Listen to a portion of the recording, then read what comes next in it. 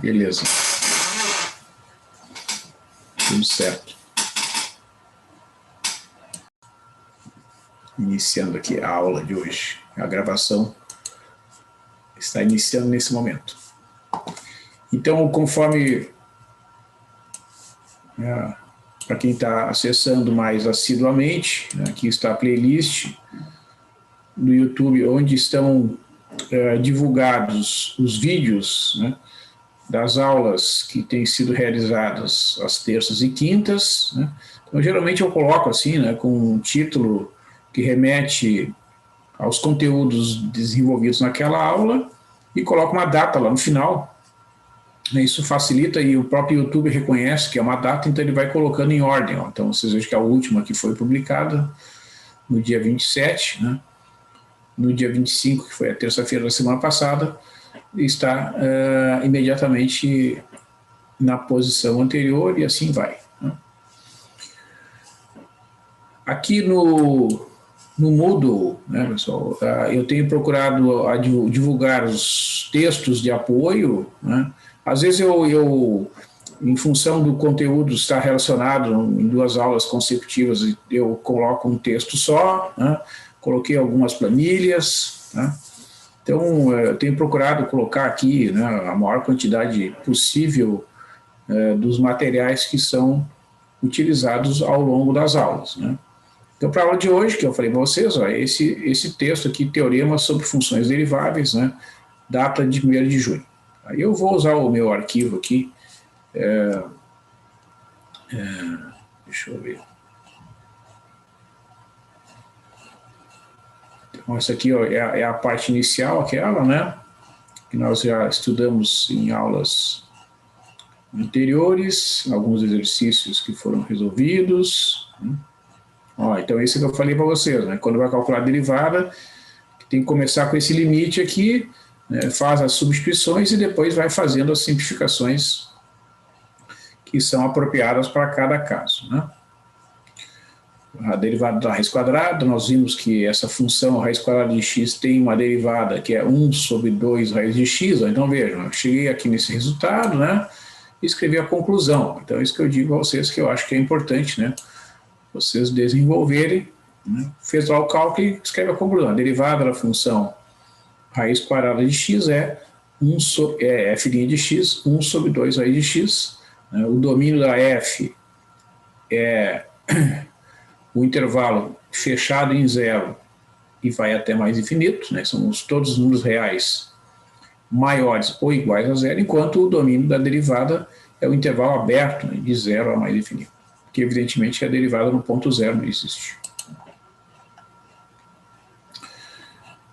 Então aqui, aqui está o enunciado da regra de L'Hopital, né, que eu comentei ali no texto, né.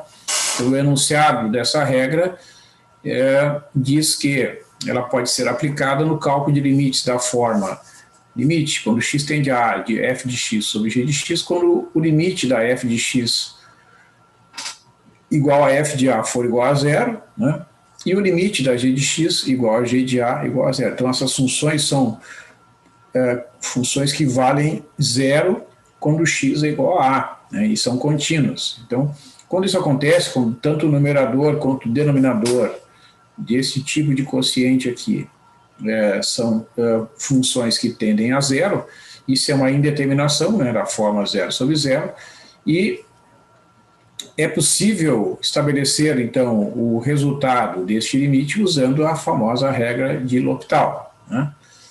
Então, que estabelece que o limite da f de x, quando x tende a A de f de x sobre g de x, é f' de A sobre g' de A, desde que o g' de A seja diferente de zero.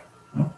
E a prova é direta, né? O limite da f de x sobre g de x quando x tende a A é o limite, quando x tende ao ponto A, da f de x dividida por x menos A, dividida por g de x, por sua vez, dividida por x menos A. Porque aqui, ó, né, já conversamos várias vezes, né, quando x tende ao ponto A, né, a gente está fazendo uma divisão por um fator que é o x menos a, que é diferente de zero, porque o x está se aproximando do ponto A, ele não é igual ao ponto A.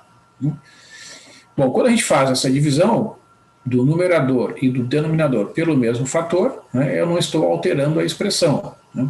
Então, essa expressão aqui é exatamente igual a essa, né?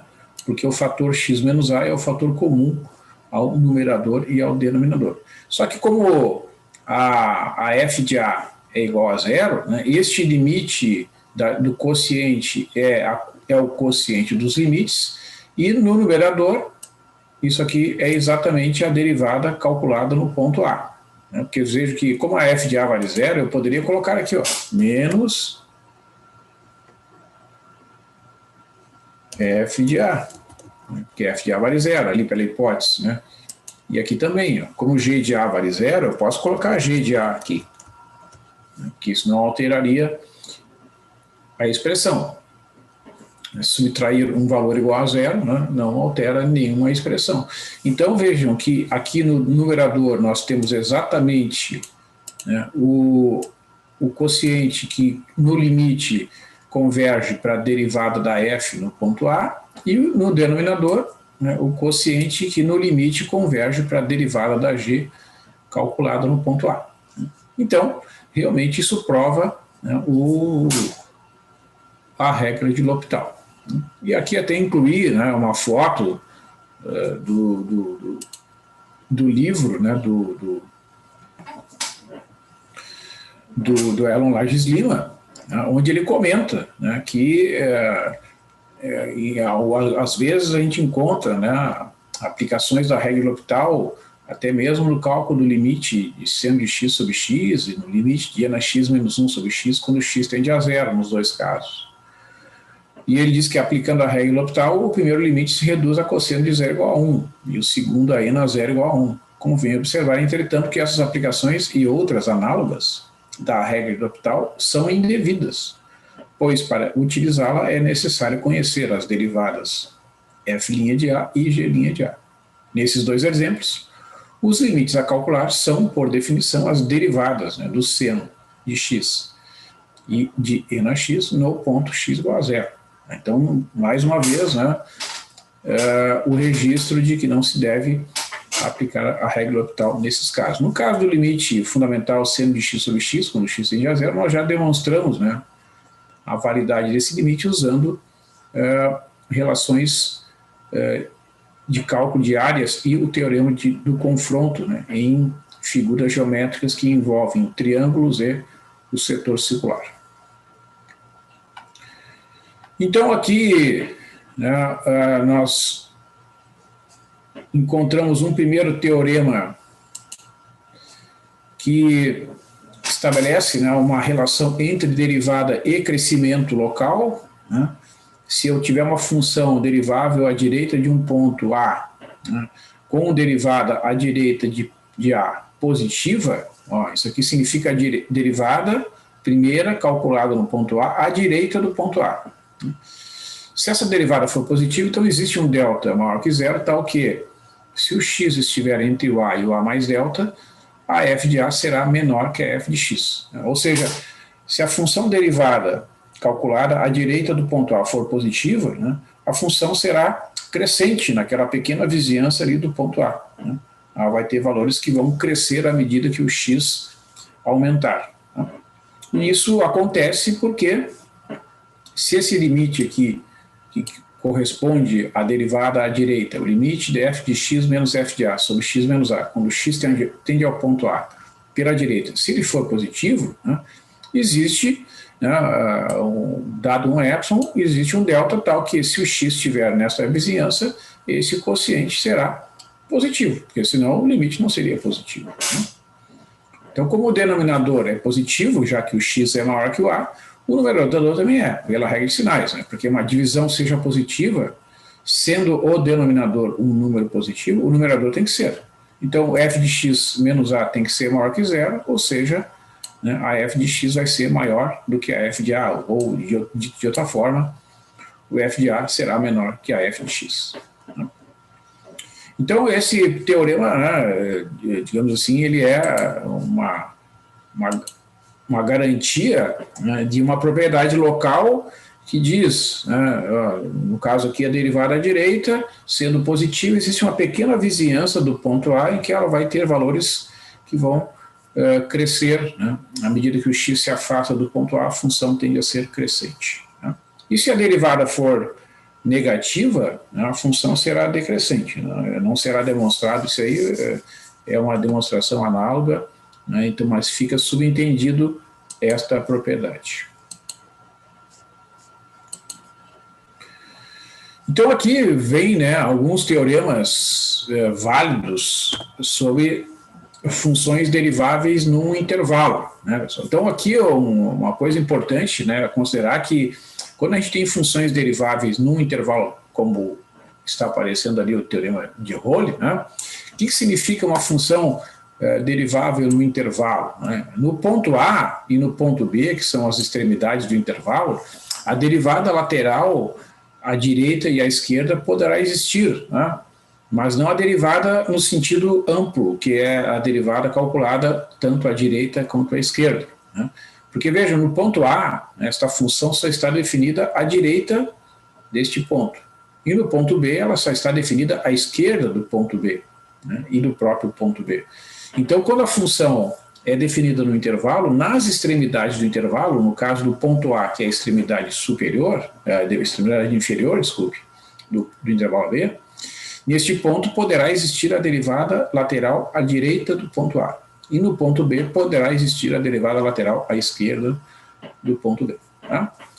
Então, por hipótese, nesse teorema de Rolle, a função é contínua com o valor da f de A igual a f de B. Tá? Então, nas extremidades do intervalo, por hipótese, esta função tem os mesmos valores, né? As imagens desta função, tanto no ponto A quanto no ponto B, são iguais. Então, se a função, com essas hipóteses, né, se a função for derivável no intervalo AB, então eu vejo que agora é derivável no intervalo aberto, né, está excluído o ponto A e excluído o ponto B.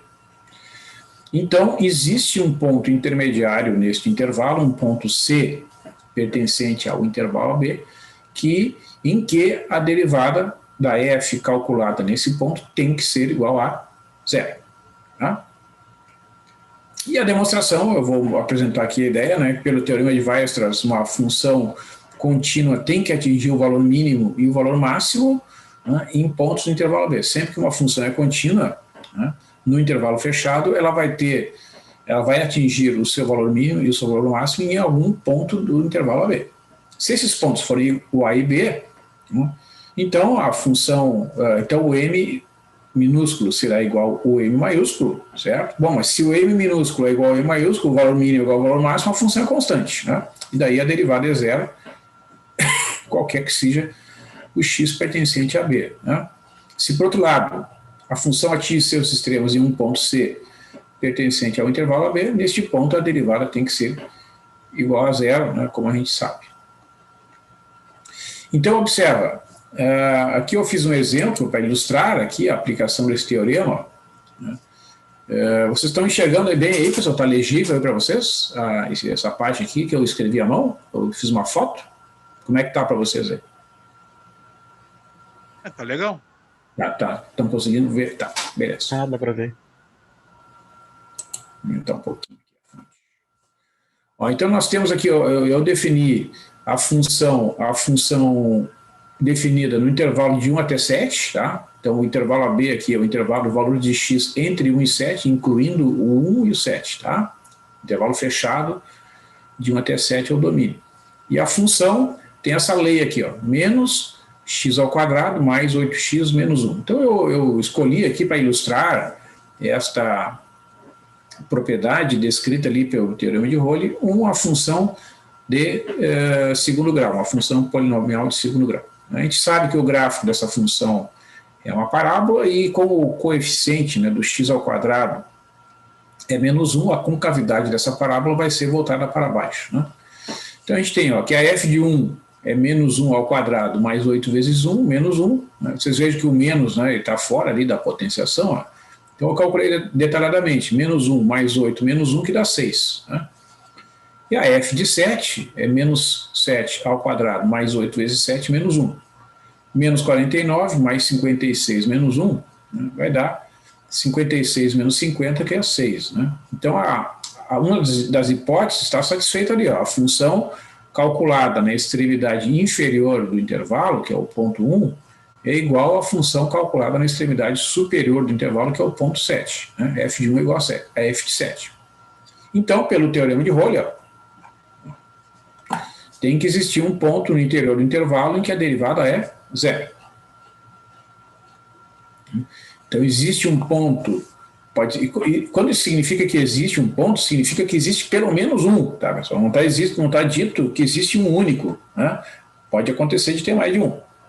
Então, existe um ponto C pertencente ao intervalo 1, 7, agora intervalo aberto. Né? Ó, é um ponto no interior do intervalo fechado 1, 7.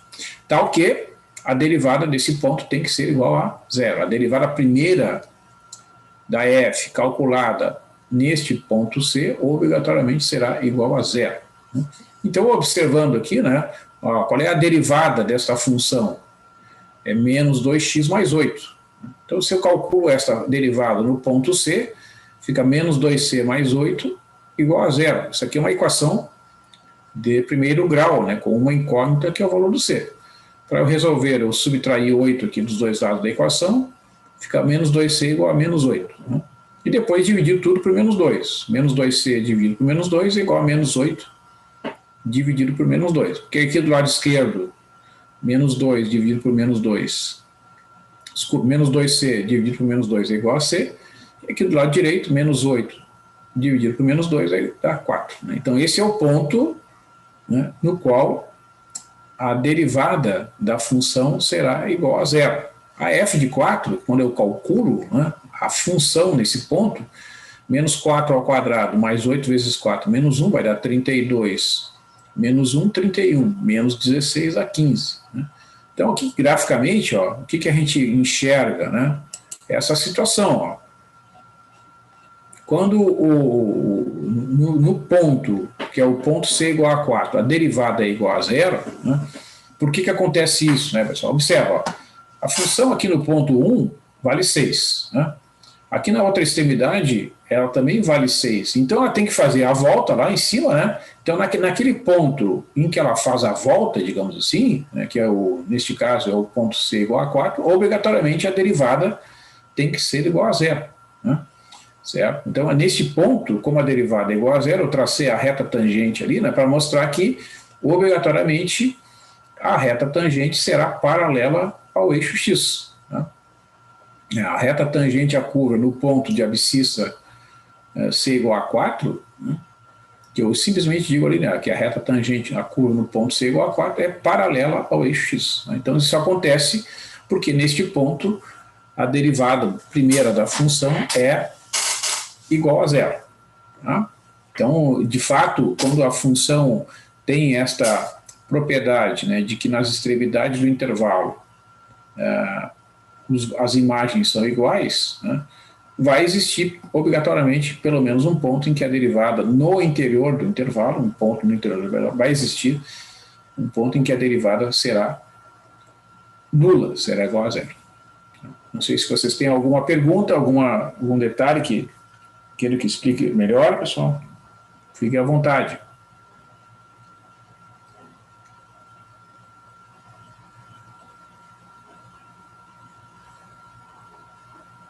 Por enquanto, tudo certo.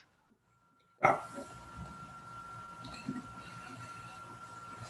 Bom, então o teorema do valor médio, que é o teorema de Lagrange, né, ele estabelece uma relação entre a derivada e, digamos assim, o valor médio de uma função no intervalo AB. Por isso que é chamado de teorema do valor médio. Né? Então, a hipótese, né, no enunciado desse teorema, que tem um livro do Elon Lima e tem outros livros de análise, né, é a seguinte: seja uma função f, então, definida de novo, né, no intervalo fechado AB, e em R, contínuo. Certo? Então, por hipótese, a função é contínua no intervalo fechado AB. Se a função f for derivável no intervalo aberto, AB, isto é, aberto em A, aberto em B, então é derivável em todos os pontos maiores do que A e menores do que B. Né? No ponto A e no ponto B não é necessário. Então, existe um ponto C pertencente ao intervalo aberto AB, isso é, um ponto C entre A e B exclusivamente, né?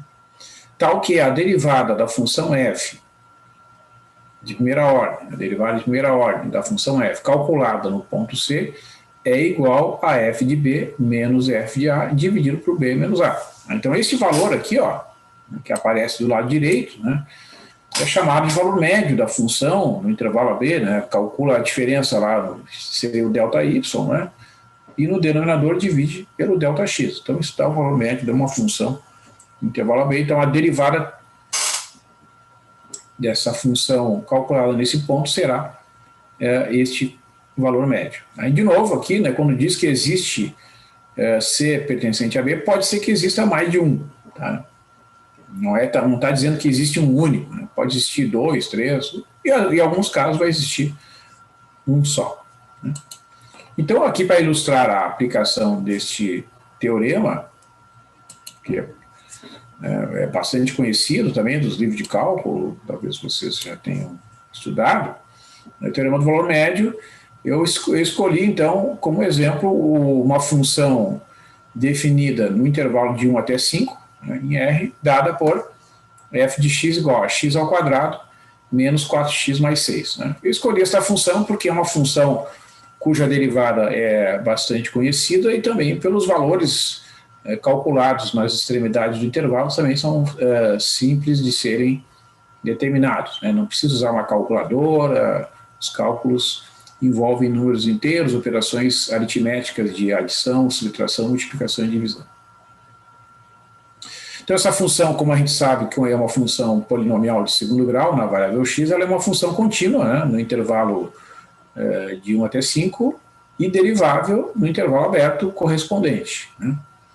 Então, satisfaz as hipóteses do teorema do valor médio do Lagrange. Então, a função calculada no ponto 1, eu avaliei ali, né, 1 ao quadrado menos 4 vezes 1 mais 6, fica 1 mais 6 menos 4, 7 menos 4 igual a 3. Né? Eu coloquei os positivos na frente para ficar mais fácil ali na primeira linha. A f de 5, 5 ao quadrado menos 4 vezes 5 mais 6, vai ficar 25 menos 20 mais 6. Né? Poderia ter reordenado, mas não quis. Ali, como eu tinha escrito a caneta, não quis refazer a escrita. Tá? É fácil calcular. 25 mais 6 é 31, menos 20 dá 11. Né? Então, existe um ponto C entre 1 e 5, vocês veem que aqui é um intervalo aberto, né? Tal que a derivada da função f calculada no ponto C é igual a f de 5 menos f de 1 dividido por 5 menos 1. Então, essa divisão aqui, né, este quociente, é um caso particular desta fórmula. Né? F de B menos f de A sobre B menos A. E do lado esquerdo, a derivada da f calculada no ponto C. Então, eu só apliquei o teorema de Lagrange, o teorema do valor médio, neste intervalo de 1 até 5. Aí eu substituí, né, quanto é que é a derivada dessa função? Ó, derivada de x ao quadrado é 2x. Derivada de 4, x é 4. A derivada de 6 é 0. Então, a derivada vai ficar 2c menos 4, igual a 11 menos 3, dividido por 5 menos 1. Fazendo aqui os cálculos, né, fica 2c menos 4 igual a 8 dividido por 4, ou seja, a equação de primeiro grau a ser resolvida é 2c menos 4 igual a 2. Né? Então, eu somei 4 dos dois lados da equação, né? Aqui vai ficar 2c e aqui 2 mais 4 dá 6. E depois dividido por 2. Por que eu fiz aqui, né, esse procedimento, né, pessoal, de somar 4? Para chamar atenção, né, que até vou fazer um comentário, né, que nós, né, professores de matemática, nós temos que ter bem claro que ao resolver uma equação de primeiro grau que tem uma subtração, né, a operação correta que deve ser feita é a adição. Né, tem aquele menos 4 ali dos dois lados da equação. Como é que esse menos 4 é, entre aspas, eliminado? Usando uma propriedade. Uma vez que aquela equação representa uma igualdade, né, entre dois valores, uma à esquerda e outra à direita do sinal da igualdade, eu somando 4 à esquerda e à direita, a igualdade se mantém. E porque eu escolhi somar o 4? Porque assim, 4 menos 4 vai dar 0 ali do lado esquerdo, certo? Então é por isso que a primeira coisa que eu fiz foi somar 4. Somei 4 aqui, somei 4 aqui. Né? Fica 2C igual a 6. E quando a gente vai resolver esta última igualdade aqui, o objetivo é descobrir o valor do C, que está o quê? 2 vezes C igual a 6. É claro que o cálculo mental que a gente faz, que nós somos familiarizados, nos diz que o C é igual a 3. Né? Mas qual é a operação correta a ser feita? É a divisão por 2, dos dois lados da equação. Né? Porque daí dividindo 2C por 2 resulta C do lado esquerdo, e do lado direito, 6 dividido por 2 resulta 3. Então o C é igual a 3. Né? Então é importante isso, porque a gente não pode cair, nós, professores de matemática, né, naquela armadilha de dizer, não, passa para o outro lado. Não, isso não existe, pessoal. Tá? A gente deve evitar esse vocabulário, né, que a gente, passa para o outro lado, troca o sinal. Não, isso não é correto. Né? Então nós, professores de matemática, nós temos uma responsabilidade. Né? Mesmo que a gente enfrente alguma resistência, né, às vezes as pessoas, até alguns colegas, podem às vezes não entender bem se a gente explicar desta forma, mas a gente tem um jeitinho, né? Não, pessoal, assim, nos livros de matemática é assim que se explica, né? A operação correta a forma correta de resolver uma equação é fazendo a operação inversa. Tá? E por que isso é importante? Porque daí as pessoas se familiarizam, né, com essa ideia, como é que eu faço para resolver uma subtração? Eu faço a operação inversa, que é a soma. Se eu tenho uma multiplicação, eu tenho que fazer uma divisão, e assim sucessivamente. Então isso vai tornar mais fácil o entendimento, né, de certas operações que são realizadas para fazer o desenvolvimento de produtos notáveis, né, simplificações de expressões algébricas. Tá? Então procurem se conscientizar, né, deste importante conceito, inclusive se vocês consultarem, né, livros didáticos de boa qualidade, vocês vão encontrar que esta é a forma correta, né, de resolver uma equação. É claro que às vezes informalmente, né, e em livros de cálculo isso é muito comum, né, a gente não encontra esse detalhamento, porque o livro de cálculo já é um livro para estudantes do ensino superior. Né? Então os autores ali, às vezes por questões de otimização do tempo, né, abreviam algumas etapas. Né? Mas eu, né, como professor aqui do curso de licenciatura em matemática, e eu sou licenciado em matemática, né? Eu me lembro muito bem assim que nas disciplinas mais voltadas para a licenciatura, né? Porque tem algumas disciplinas que são mais técnicas, mesmo dentro da licenciatura, que são voltadas para o conhecimento, né, do cálculo, da análise, etc. Eu fiz várias cadeiras de análise, né? Mas algumas disciplinas eram voltadas para o ensino, assim, então as professoras insistiam, né, para a gente ter esse cuidado, e para nós temos de saber que essa é a forma correta. Né? Então, na hora de explicar um exemplo, esse é o padrão. Né? Aí depois, claro que em contextos em que é admissível, né, às vezes as pessoas fazem o cálculo de modo abreviado, tá? Mas sempre se fazendo a ressalva que o que deve ser feito é a operação inversa. Se eu tenho uma subtração, a operação inversa é a adição. Se eu tenho adição, a operação inversa é a subtração. Se eu tenho uma multiplicação, a operação inversa é a divisão. E, por fim, se eu tenho uma divisão, a operação inversa é a multiplicação dos dois lados da igualdade. Então, feita o parênteses. Então, concluindo aqui, né, pessoal, o C igual a 3, então o C igual a 3 é o ponto tal que a derivada da função f calculada no ponto 3 é igual a 2. Né? E, de fato, eu fiz aqui o cálculo, né? Peguei a derivada dessa função, né, que era 2C menos 4, e substituí o C por 3. Fica 2 vezes 3 menos 4, 6 menos 4, que dá 2. Né? E aqui eu mostrei, né, no texto qual é a interpretação, né, é um pouquinho diferente, ó. Eu até não consegui escrever ali, mas vou fazer aqui a observação. O que vocês observam? A fórmula, vou pegar aqui.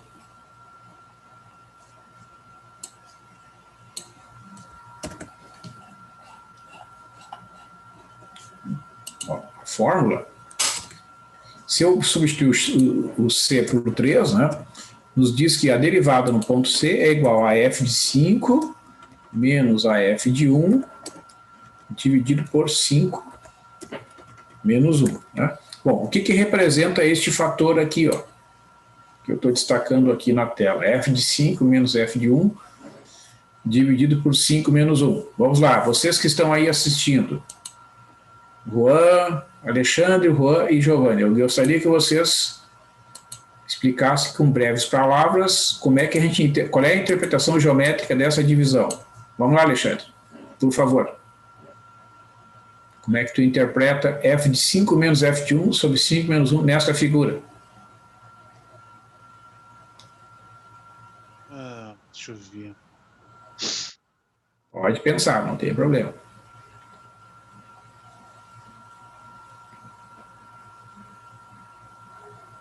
Como eu interpretaria? Está dizendo uma conclusão?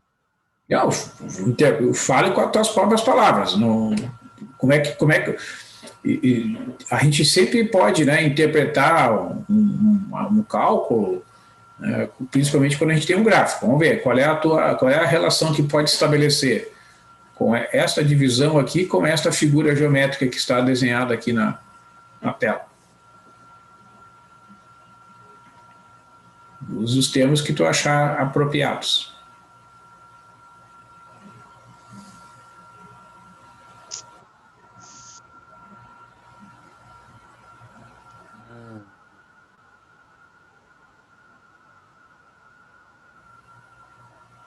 Não vou. Deixa eu ver. Tá, f de 5 menos f de 1. Tá, delta y, delta x. Tudo mais.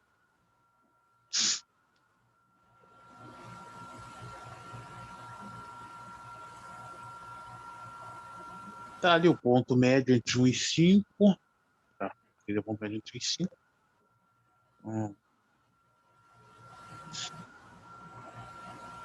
Tem a ver com a tangente? Tem a ver. Tem a ver com a inclinação da tangente? Tem alguma coisa a ver com o ângulo também? Tá. Sim, qual é a inclinação da tangente? Tu está falando da reta T? Sim. Uhum. É porque se é o ponto médio entre 1 e 5, tá. Então a reta tangente estaria ali. A angulação dela para mim seria de 45 graus. Tá. Não sei se tem. Não, assim, ó, deixa eu só esclarecer a respeito do nome aqui no teorema, tá? Embora o nome seja teorema do valor médio, ele não é o ponto médio, tá vendo? Que é o teorema do valor médio. Valor médio. O fato de nesse exemplo, o C ser igual a 3, que é exatamente o ponto médio, foi só uma coincidência. Ele poderia estar bem pertinho aqui do 1, pertinho do 5, isso foi só uma coisa, mas é o valor médio. O valor médio. Foi só uma coincidência. Fechei a observação. Tá certo.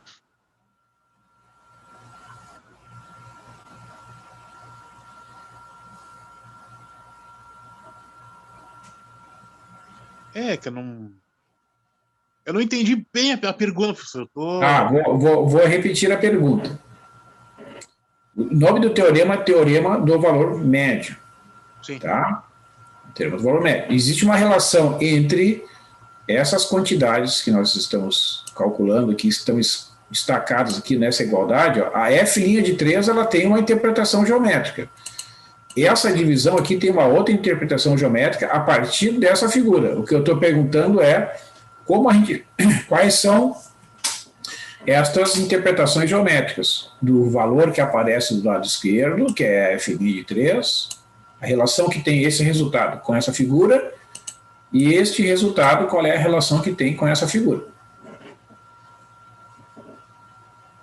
Elas estão aí representadas nessa figura, só tem que verbalizar isso. É isso que eu estou perguntando.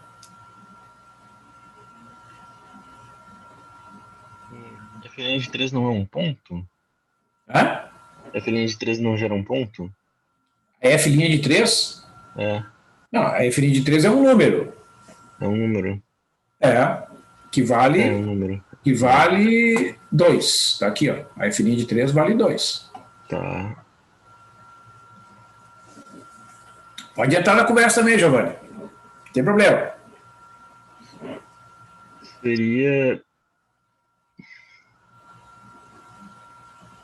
tipo um valor que, se eu traçar uma reta ali cortando na figura, dividiria a área em duas partes iguais? Não, assim, ó, o que tinha que desenhar nessa figura aí já está aí. Não tem que acrescentar mais nada. Não, mas eu tava pensando no seguinte, no valor médio, tipo, tu achar um valor médio para Não, tu traçar uma tá, reta deixa eu só interromper aqui, ó. divisão.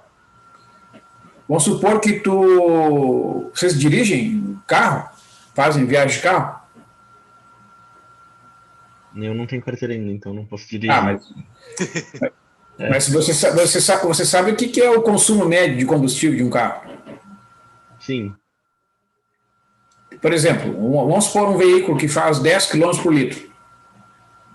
Como é que é calculado esse 10 km por litro?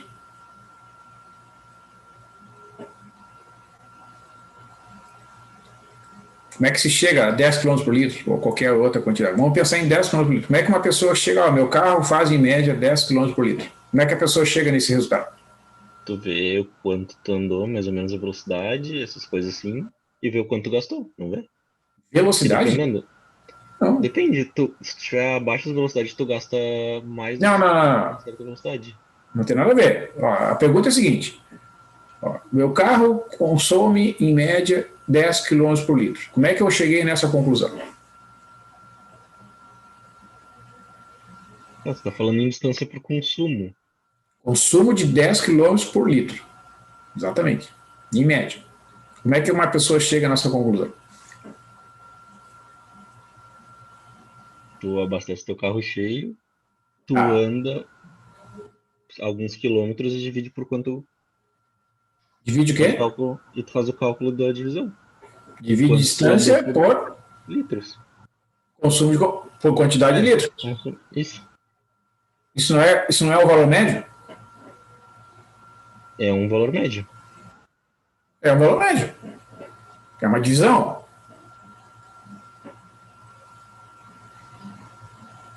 Não é? Sim. Por exemplo, se alguém te pergunta assim, ó, qual é o consumo médio de energia elétrica da tua casa ao longo de um ano? Como é que tu vai fazer essa conta? Vamos pegar o ano de 2020. Ó, qual foi o consumo médio? Vamos pensar em termos de quilowatts, tá? De quilowatt-hora. Quantos quilowatt-hora em média a tua casa consumiu de energia no ano de 2020? Como é que faz essa conta?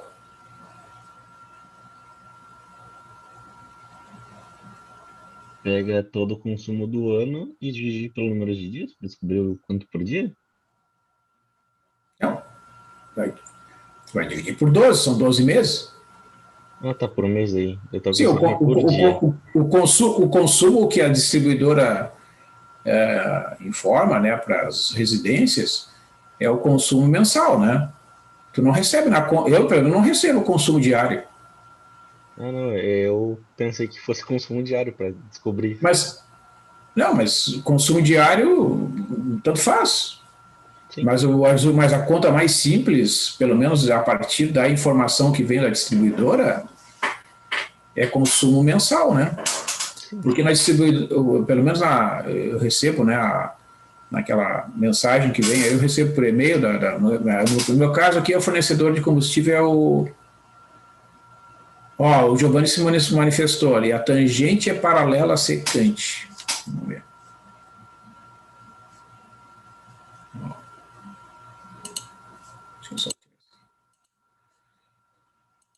Então é uma divisão. Então, muito bem, mas o que é a tangente, o que é a secante aqui, Giovanni? Por favor, pode abrir o microfone e falar para nós aí o que está enxergando. A tangente no ponto C é f de C, é paralelo à secante entre os pontos. Quais pontos? A, F de A e B, F de B. Sim, o P e o Q aqui. Aqui no gráfico. No caso, F de 5 seria B e F de 1 seria A. Quer dizer, Sim, seria F, né? Sim.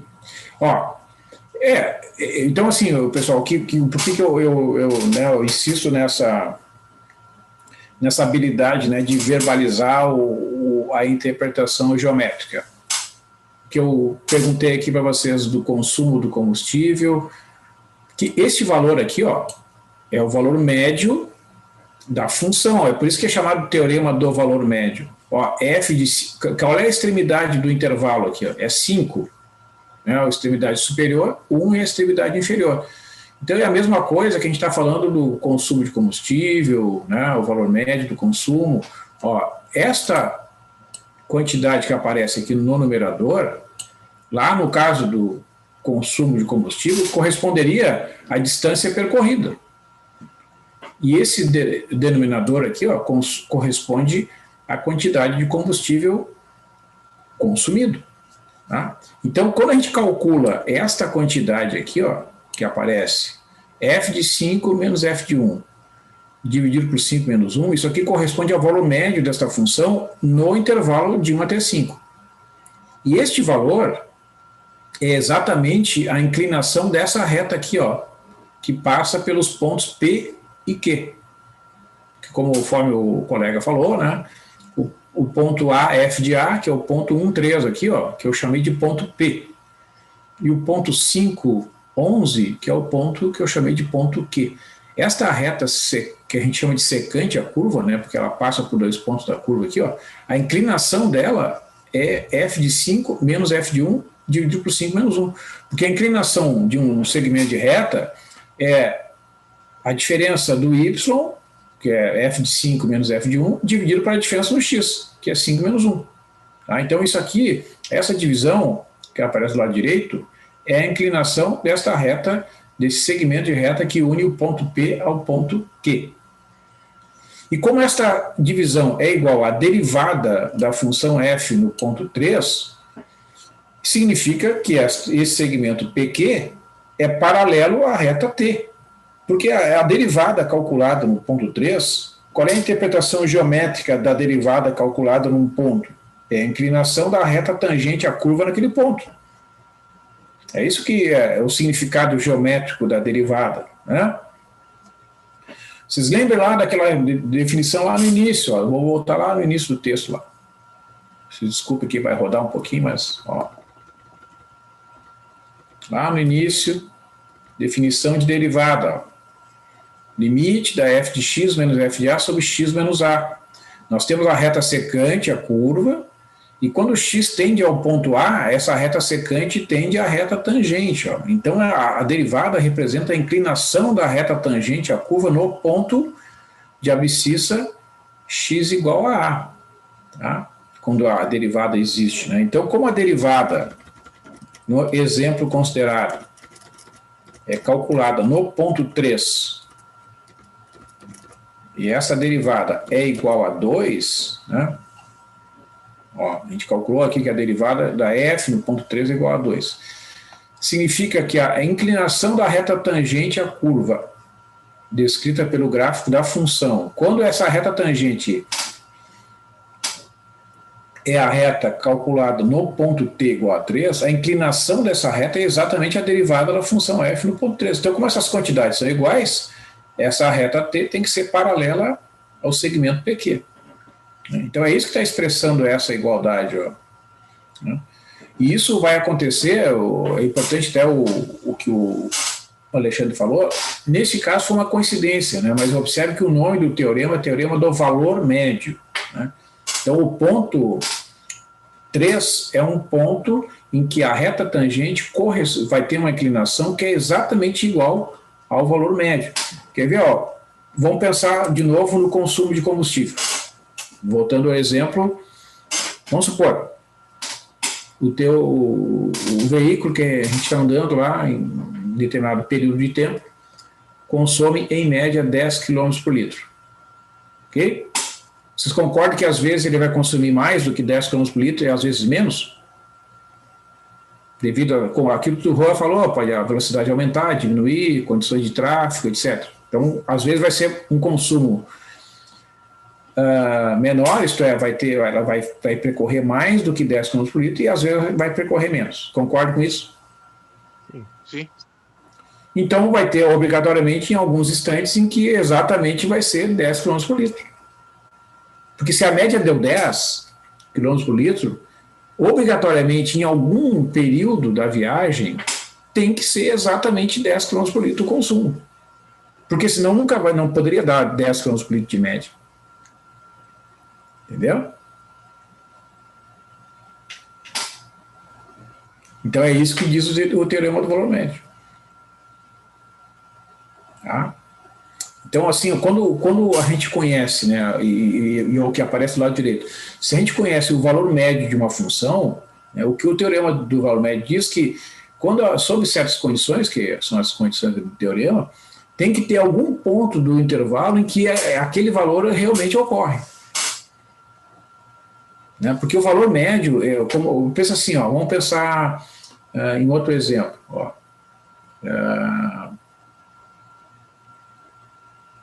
Vamos pensar em salário médio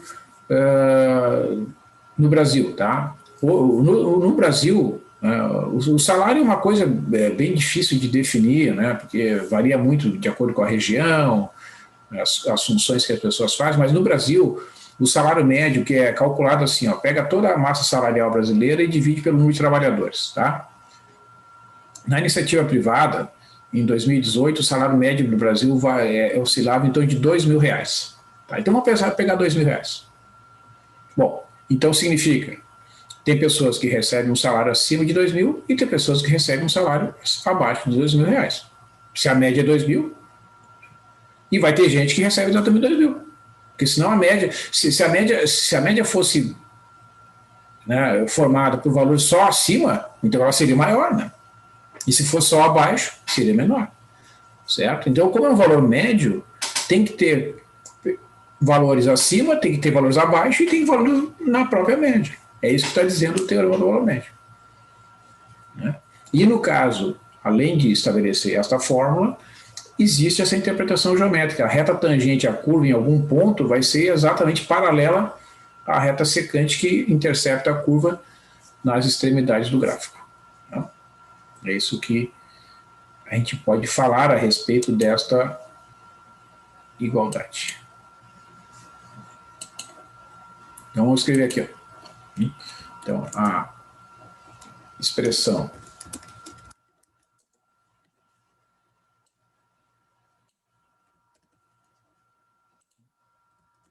representa a inclinação da prosseguimento. Vou botar assim, prosseguimento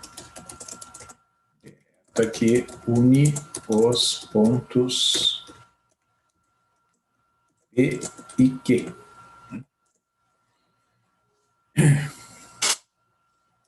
Como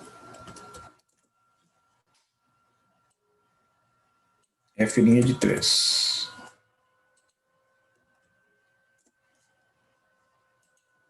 representa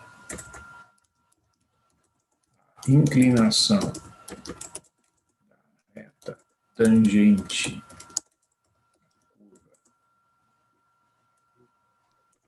gráfico acima.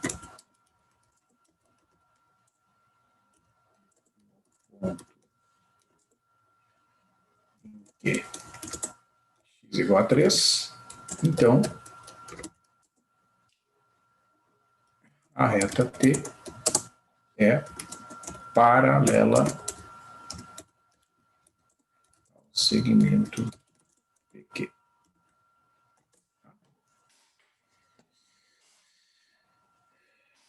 Então, vamos registrar isso, né? Além disso,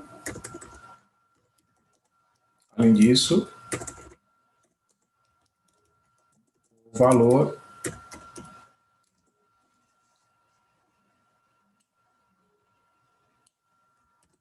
f de 5 menos f de 1 sobre 5 menos 1 é o valor médio da função no intervalo.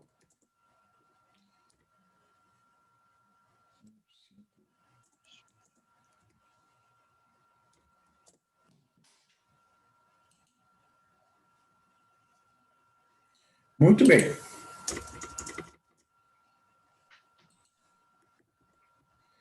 Então, assim, pessoal,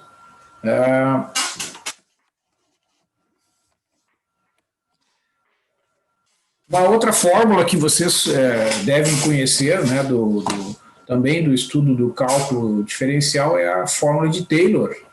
E essa fórmula ela tem relação com a existência de máximos e mínimos locais e outras aplicações, né, e ela parte de uma expressão da função em termos de suas derivadas sucessivas calculadas no mesmo ponto, né?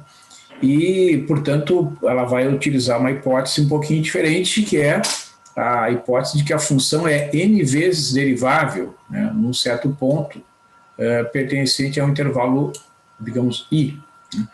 Porque até agora, né, a gente só tem usado praticamente a primeira derivada, mas a derivada segunda é a derivada da derivada primeira, a derivada terceira é a derivada da derivada segunda e assim sucessivamente, né? Então, existem funções que têm essa propriedade. Então, vamos imaginar aqui, por hipótese, uma função n vezes derivável no ponto A pertencente ao intervalo i. Então, o que a forma de Taylor infinitesimal permite é escrever em pontos da vizinhança do ponto A. Esse h é um número bem pequenininho, né? E aí a gente pode expressar a função calculada no ponto A mais h, isto é, a função calculada num ponto bem próximo ao ponto A, vai ser dada por esta fórmula, que é a chamada fórmula de Taylor infinitesimal. F de A mais H é igual a F de A, mais a derivada de primeira ordem da F calculada no ponto A vezes H, mais a derivada segunda da F calculada no ponto A, dividida pelo fatorial de 2 vezes H ao quadrado, mais etc. A derivada de ordem n da função f calculada no ponto A, dividido pelo fatorial de n, vezes h na n, mais r de h, onde essa função r de h é uma função que satisfaz essa condição, né? O limite de r de h sobre h na n, quando h tende a zero, é igual a zero. Isto é um zero de ordem n mais 1, pelo menos, né? É uma função que tem uma expressão, né, que vai tender a zero mais rapidamente do que o próprio h na n. Então, a fórmula acima é o desenvolvimento de Taylor da função f na vizinhança do ponto A, né, e ele leva esse nome aqui, infinitesimal, né, porque quando no desenvolvimento do cálculo diferencial, né, conforme eu conversei com vocês, né, que tanto Newton, que era um inglês, nascido em 1642, quanto o Leibniz, que era um alemão, que agora não me recordo a data, o ano de nascimento, eles desenvolveram o cálculo diferencial e algumas expressões, né, vindas desse período foram se mantendo ao longo do tempo, né? Então, o Leibniz, ele utilizou muito a ideia de que as quantidades muito pequenas, quando consideradas no desenvolvimento de limites, eram infinitésimos, né? Então, na visão do Leibniz, por isso que a gente conversou várias vezes aqui, né, o Alexandre, o Juan, o Giovanni, a gente tem conversado aqui sobre quando a gente calcula um limite, né, a gente tem que se colocar na cabeça que quando a gente faz o x tender a um ponto A, que o x não será igual ao A. Vai ter uma diferença bem pequenininha entre o ponto x e o próprio ponto A. Essa diferença, muitas vezes no desenvolvimento da teoria, especialmente pelo Leibniz, foi chamada de infinitésimo. Então, o infinitésimo é uma quantidade tão pequena quanto se possa querer. tão pequena quanto se possa imaginar, né? Mas ela não é igual a zero. Isso é muito importante, porque faz muita diferença, né, naqueles procedimentos algébricos necessários no cálculo de limites, né? Então, a fórmula de Taylor infinitesimal, né, é uma maneira de dizer que se eu pegar pontos bem pertinho um do outro ali, o ponto A e o ponto A mais H aqui no domínio são pontos bem próximos, tão próximos quanto tu possa imaginar. Então, nessas condições, se a função tiver a derivada primeira, a derivada segunda, até a derivada de ordem n, vai ser possível fazer aquele desenvolvimento de Taylor, que será válido naquela vizinhança, né? Então, todas as consequências que são obtidas a partir desse desenvolvimento são propriedades, são fórmulas que valem localmente, né? Por isso que eu já comentei com vocês aqui que a derivada permite que a gente estabeleça propriedades locais das funções, né? O fato da função ter uma propriedade numa vizinhança de um ponto não significa que terá na vizinhança de outro ponto, né? Essas propriedades vão se modificar de acordo com a vizinhança, porque o desenvolvimento é um desenvolvimento local, né? Então, aquela fórmula que aparece ali no texto é chamada de desenvolvimento de Taylor e é chamada também fórmula de Taylor infinitesimal. Okay? Então, a demonstração dessa fórmula, desse desenvolvimento aqui, será omitida, né? Vocês poderão encontrar no livro do Elon, na página 103.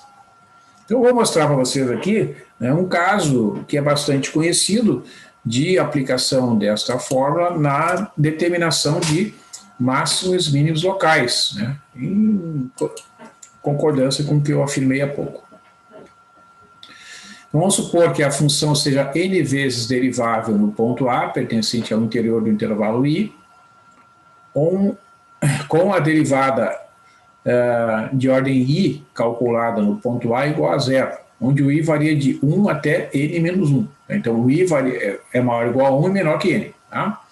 E a derivada de ordem n calculada no ponto A seja diferente de zero. Então, se o n é par, f possui um mínimo local estrito no ponto A, caso a derivada de ordem n calculada no ponto A seja positiva, e um máximo local estrito no ponto A, caso a derivada de ordem n no ponto A seja negativa. Se o n é ímpar, então o A não vai ser nem ponto de mínimo nem ponto de máximo. Então é um teste que é conhecido como consequência, né, dessa fórmula de Taylor. Tá? Então vamos supor um caso bem conhecido também do cálculo. Vamos imaginar uma função que tem a derivada de ordem 2, né, no ponto A, em que a derivada de ordem 1 seja zero. Tá?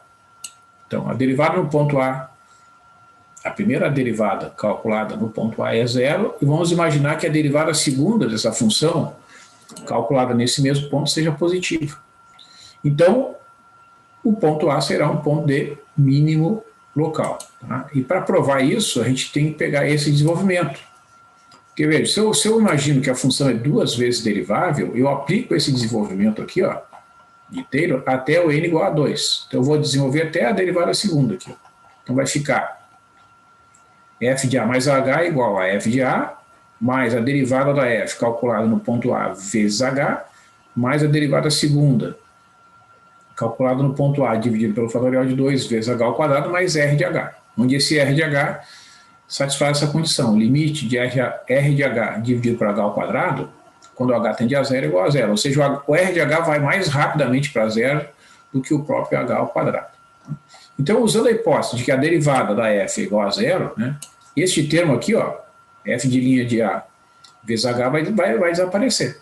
Então, a f de A mais h será aproximadamente f de A, que é esse primeiro termo aqui, ó, ele continua existindo, mais este termo, a derivada de ordem 2 calculada no ponto A, dividido pelo fatorial de 2, vezes h ao quadrado.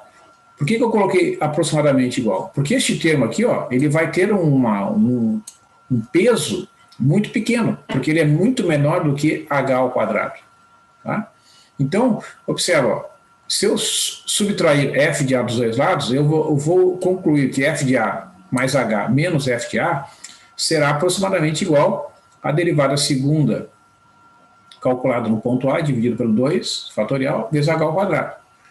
Mas observa, se o f de duas linhas de A for positivo, neste fator aqui, ó, positivo multiplicado por h ao quadrado, vai dar positivo.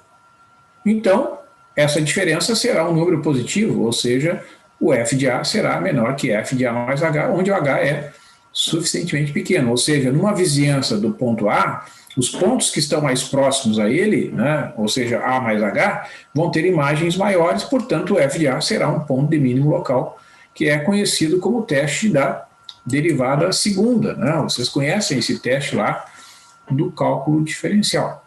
Né? E de modo análogo, né, se a derivada segunda for negativa no ponto A, então o ponto A será um ponto de máximo local. Então, o exemplo aqui, que eu ilustrei, pessoal, é o exemplo da função quadrática, de novo, né? X ao quadrado menos 4x, eu peguei este exemplo, a derivada dessa função é 2x menos 4. Nós sabemos que essa função é derivável em todo o conjunto dos números reais, que é um intervalo, né? Bom, a derivada primeira é 2x menos 4 e a derivada segunda, né, que é obtida derivando novamente aqui, vai dar 2. Porque a derivada de 2x é 2, a derivada de 4 é 0. Então, resolvendo a derivada primeira igual a 0, eu concluo que o x é igual a 2. Eu nem apresentei os cálculos aqui, porque são cálculos bastante elementares. Então, se eu calcular a derivada segunda no ponto 2, deixa eu botar direitinho aqui, a derivada segunda calculada no ponto 2, dá 2, que é um número positivo. Portanto, esse ponto é um ponto de mínimo local dessa função, né? Porque, de fato, se vocês fizerem o gráfico da função x ao quadrado menos 4x, vocês vão ver que esse ponto é exatamente o vértice da parábola que corresponde ao ponto de mínimo desta função. Então, eu deixei como exercício este pequeno probleminha aqui, ó, calcular os pontos de mínimo e de máximo locais da função x menos 1 sobre x, usando as regras de derivação que nós já deduzimos em aulas anteriores. Muito bem. Então é isso, pessoal. Eu agradeço a atenção de vocês. Tá? É importante essa participação de vocês. Não se preocupem que eventualmente não tenham conseguido verbalizar, mas é um exercício que é importante fazer, né? Exercitar, não, como é que eu expresso tal coisa? Isso com o tempo vocês vão desenvolvendo, vão adquirindo, isso vai ajudá-los aí a serem cada vez melhores profissionais nas áreas que vocês vão atuar, sejam quais forem. Muito bem, então eu agradeço, eu vou encerrar aqui, daqui a alguns minutos, não sei quanto tempo, 1 hora, 2, estará disponível a atividade 3 de avaliação, tá?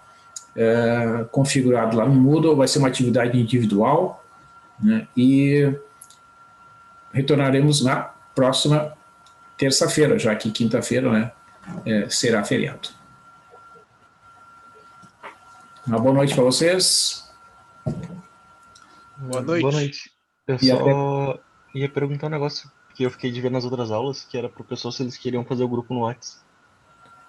Ah, sim, que gostaria de fazer um grupo, né, com o pessoal aí. Não sei se todo mundo tem os números. Se vocês quiserem fazer aí, pessoal, vocês fiquem à vontade. Eu prefiro não participar dos grupos de WhatsApp, porque fica muita informação. Vocês fiquem à vontade. Podem informar o grupo aí sem problemas. Por mim tá joia. Por onde que a gente tu quer trocar informações aqui no Zoom, ou Juan? Pode ser, a gente troca. Eu posso fazer o seguinte, ó, eu vou interromper o vídeo e vou deixar no mute aqui.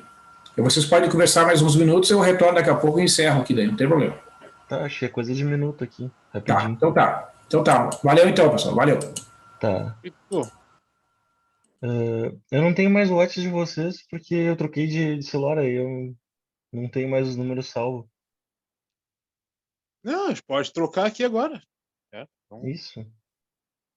Fazer um novo grupo aqui já. Ah, não, tem que estar com os números salvos primeiro. Sim. Deixa eu coisar. Meu Deus, onde é que tá os contatos? Achei.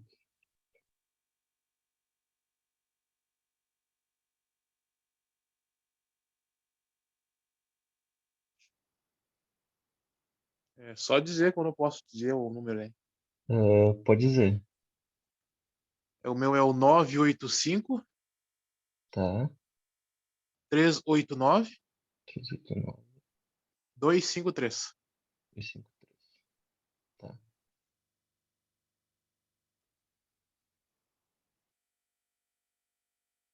Adicionar.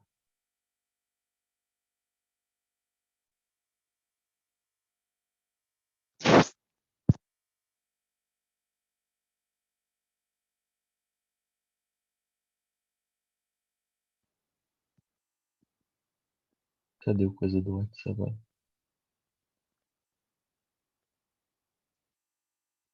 Novo grupo.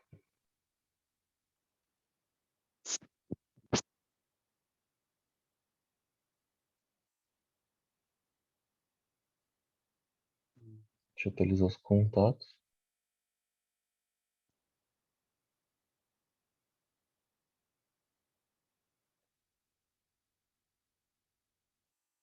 Eu não sei em quantos nós somos aqui em análise. Cara, que acho que vem presencialmente, acho que só a gente. De vez em quando também, às vezes no caso, né? Tem dias que eu não consigo nem vir. Qual é o nome da cadeira mesmo? É análise? Pode ser análise.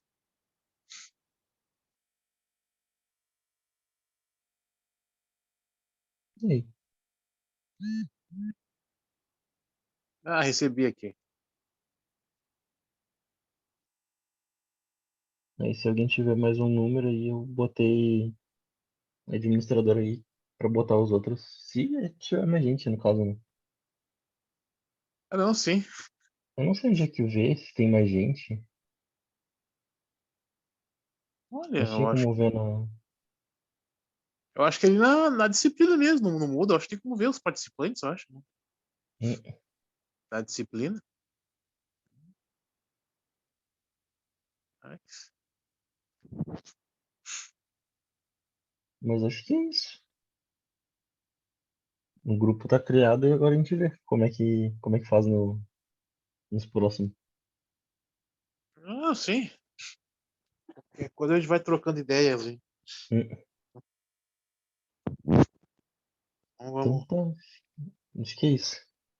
vamos fechar aqui. Como é que fecha isso aqui? No vermelho ali, sabe pelo computador ou pelo. Tem um celular aqui. Pelo celular Ah, eu no não olho sair não. ali. Ah, tá. Ah, tem um saída. Então Então tá, tá. então. Até. Boa noite. Boa noite.